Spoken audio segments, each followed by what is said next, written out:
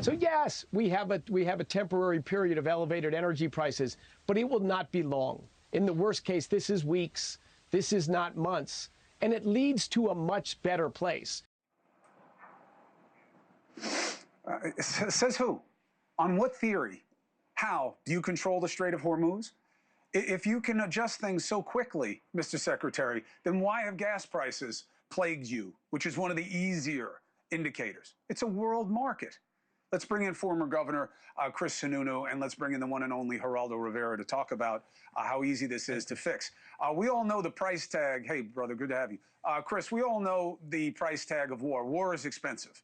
And everybody's been saying that we have to be careful with our money, and there's nothing careful about military money, as we're seeing here with a spend rate that is double what we were spending the last time. But the idea of the fix, how fast can America fix its problem with fuel prices and the strain on the economy from this?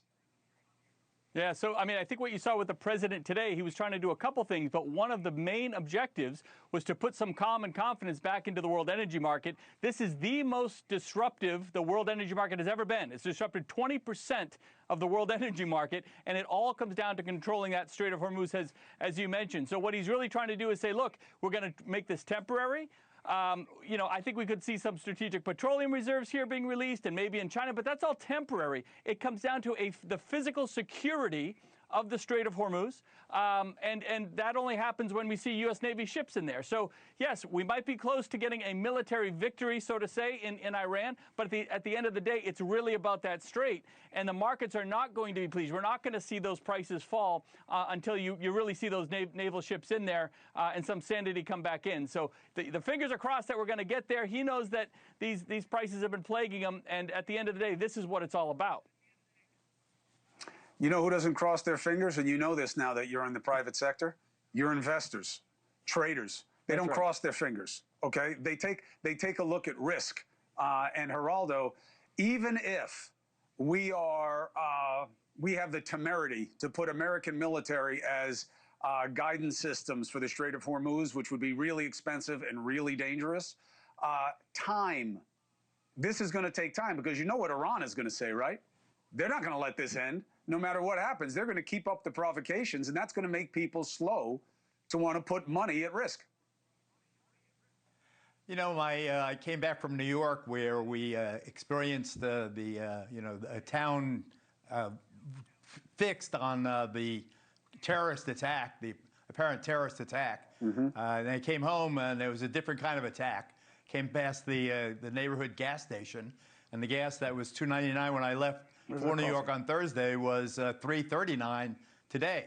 So there's no doubt but that we have to do whatever we can to keep those prices controlled. But we need the straits open. Why don't we just say that we're going to screw the market by opening up the strategic oil reserve whenever there's pressure on the price and it starts going up? It's a beginning. It's a start. Do that, and I know, but it's my next point is a naval escort for every oil tanker going through, free insurance for every owner of every tanker. I'm talking about a program that provides military security, that also guarantees to the markets that the supply will not be interrupted, and providing with the strategic reserve emergency supply if you need it for a day or two here or there.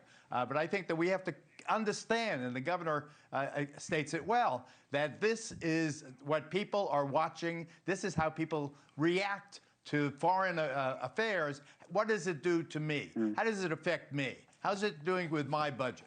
But I think it is manageable, but we've got to do it.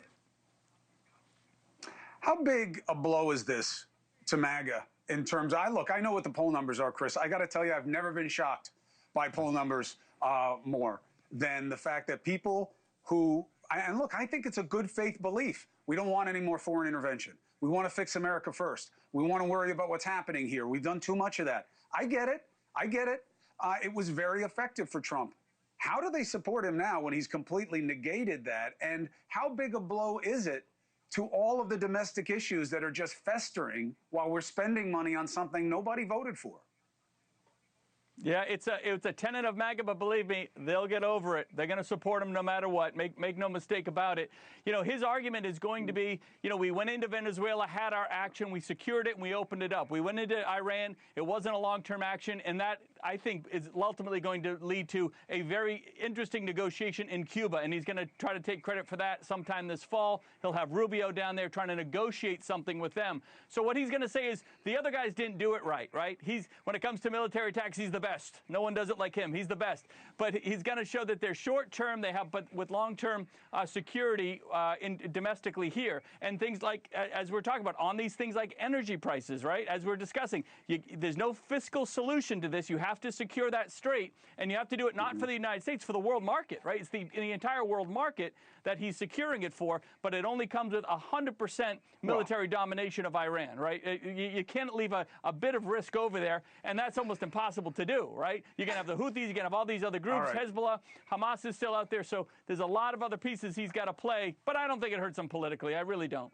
Not with his base, at least. You've got to get the nuclear material out of Iran. If you don't get the nuclear material, the enriched nuclear material, that's why we went there in the first place. If we don't come home with that, then what have we accomplished other than bombing the girls' You're not coming home with it.